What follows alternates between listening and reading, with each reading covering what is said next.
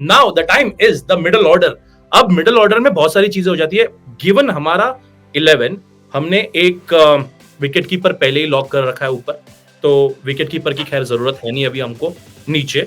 लेकिन 4 और 5 पे कौन से ऐसे प्लेयर्स होंगे जहां पे अज्यूमिंग हमने अभी के लिए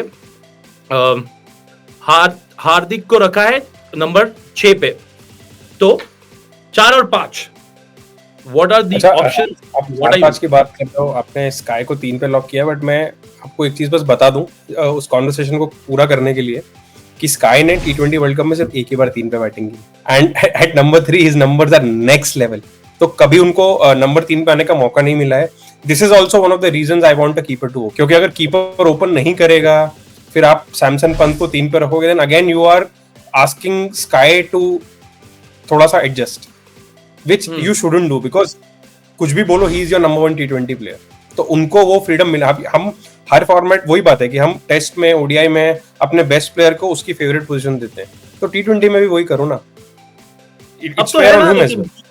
अब तो है क्योंकि गंभीर ने अगर वो वर्ल्ड कप याद है ऑस्ट्रेलिया वाला, धीरे से बोला भी तो था, तो तुम्हारी मजबूरी है इसलिए तुम नंबर 4 पे खेलते हो, उनको तो नंबर 3 पे। गौतम गंभीर कोच भी है भाई, खेलाओ नंबर 3 पे, तो इसलिए हमने भी सूर्या को नंबर 3 पे रखा है और उनके अराउंड बातें करेंगे। हाँ, तो 4 और 5 पे, क्योंकि हार्दिक आपका 6 पे, आई थिंक मेरे लिए रिंकू तो 5 पे सॉर्टेड है। 4 और 5 ऐसे नंबर्स है ना जहाँ पे मेरे को सिचुएशनल के हिसाब से मेरे बंदे को भेजना है कि वेदर इट इज कौन बॉलिंग कर रहा है, क्या टाइप का अटैक है, क्या टाइप का ऑपोजिशन है, तो मेरे लिए वो दोनों players can go up and down. इधर आप एक कॉल ये से दे सकते हो कि how are you going to go with somebody like Nitish Kumar Reddy and Riyan Parag, क्योंकि रमनदीप आ रहा है, पर मेरे लिए रमनदीप इज स्टिल अ 6 और 7 इन दैट ऑप्शन। तो वहां से मेरे को दो नाम मेरे जहन में सीधे सीधे आते हैं कि अगर रियान पराग पे आपने कॉल ले लिया कि मेरे को एक ऐसा विकल्प चाहिए जो ऑफ स्पिन डाले, लंबी हिट्स भी मारे, और उसका नंबर सबसे अच्छा position even for his IPL franchise in that matter is number 4, तो मेरे को रियान को नंबर 4 पे रखने में कोई दिक्कत नहीं है। And again all this is way early. हम एक जो बांग्लादेश सीरीज देखी है उसी के ऊपर उनके परफॉर्मेंसेस के बारे में बात करें आफ्टर 1 आईपीएल, तो मेरे लिए रियान और रिंकू उस स्लॉट पे अच्छे से बैठ जाते हैं, क्योंकि फिर वैसे जो मेरा इंजन रूम है सूर्या, रियान, रिंकू, हार्दिक और Axar Patel, that is as versatile, good and multi condition format combatting option.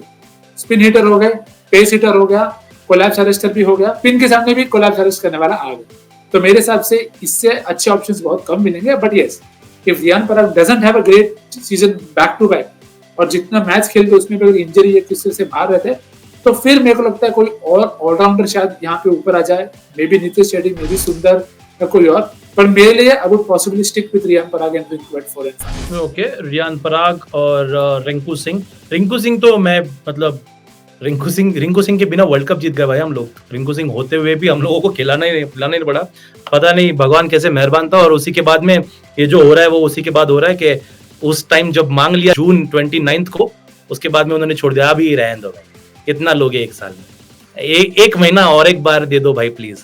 But ठीक है, नहीं, रिंकू के नाम पे तो कोई डिस्कशन करने का कोई पॉइंट है नहीं, because he deserved the spot in the last World Cup as well, and अगले वर्ल्ड कप तक तो ही should be a sure shot. आप वो लिस्ट में जो नाम डाले हैं उसमें उनको भी डाल ही सकते थे। बट अभी मैं ये देखना चाहूंगा कि उनका केकेआर कैसे यूज करता है, क्योंकि पिछले आईपीएल में तो वो एकदम ऑब्सोलीट हो गए थे उनके लिए, कि हार्डली ही उनको बैटिंग करने का मौका मिल रहा था, क्योंकि ऊपर से ही इतने रन बन रहे थे। तो वो एक इम्पॉर्टेंट सिचुएशन है, क्योंकि वहीं से ही वो नाम बनाए थे, तो अभी वापस जाके उसी में परफॉर्म करना जरूरी है। बाकी apart from that, I think he has all the skills to do well, so he should be there.